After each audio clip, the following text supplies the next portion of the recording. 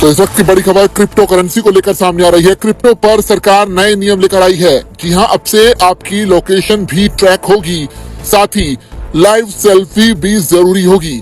तो मोदी सरकार 5 नए और सख्त नियम लेकर आई है जो कि क्रिप्टो करेंसी में इन्वेस्ट करने वाले लोगों पर सीधे तौर पर लागू होने जा रहे हैं। इन नए नियमों का मकसद ही सिर्फ इससे जुड़ी धोखाधड़ी जो है उससे रोकना है और सरकार इसी दिशा में अब आगे बढ़ती हुई काम कर रही है।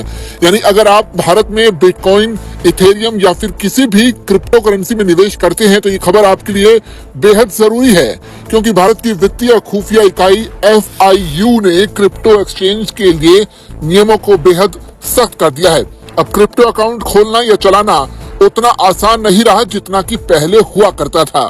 तो सरकार 5 अहम चीजें बदलाव के तौर पर लेकर आई है जिसे यहाँ जानना बेहद जरूरी है। सरकार ने मनी लॉन्ड्रिंग और धोखाधड़ी रोकने के लिए 5 बड़े बदलाव किए हैं जिन्हें जानना हर निवेशक के लिए जरूरी है। पहला नियम, सेल्फी जो होगी वो लाइव ये अनिवार्य होगी, क्योंकि अब पुराने फोटो अपलोड करने से काम नहीं चलेगा। डीप फेक फ्रॉड को रोकने के लिए आपको कैमरे के सामने लाइव सेल्फी लेनी होगी। सिस्टम आपके पलक झपकने या सिर हिलाने को कहेगा ताकि ये पुष्टि हो सके कि आप असली इंसान हैं या फिर वहां मौजूद हैं। इसके अलावा जो दूसरा बदलाव किया गया है वो है जियो टैगिंग का, यानी अकाउंट बनाते समय या ट्रांजैक्शन करते समय आपकी लोकेशन ट्रैक की जाएगी। एक्सचेंज आपका सटीक अक्षांश और दिशांतर यानी लैटिट्यूड और लॉन्गिट्यूड के साथ ही IP एड्रेस भी रिकॉर्ड करेगा। इसके अलावा तीसरा जो बड़ा बदलाव किया गया है वो बैंक अकाउंट का कड़ा वेरिफिकेशन है। सिर्फ बैंक डिटेल देना काफी नहीं होगा, अब खाते के मालिकाना हक को साबित करने के लिए ₹1 का ट्रांजैक्शन यानी पैनी ड्रॉप वेरिफिकेशन करवाना भी अनिवार्य कर दिया गया है। इसके अलावा 2 ID प्रूफ, जी हाँ, अब सिर्फ पैन कार्ड काफी नहीं है, इसके साथ साथ आपको आधार कार्ड, पासपोर्ट या फिर वोटर ID जैसा कोई दूसरा सरकारी दस्तावेज भी दिखाना होगा, तभी 2 ID के दम पर पूरी जो आपकी जो ID होगी वो वेरीफाई हो पाएगी। और इसके अलावा 5वां जो बड़ा बदलाव किया गया है वो OTP वेरिफिकेशन का है, यानी ईमेल और मोबाइल नंबर दोनों का अलग अलग OTP वेरिफिकेशन अनिवार्य कर दिया गया है।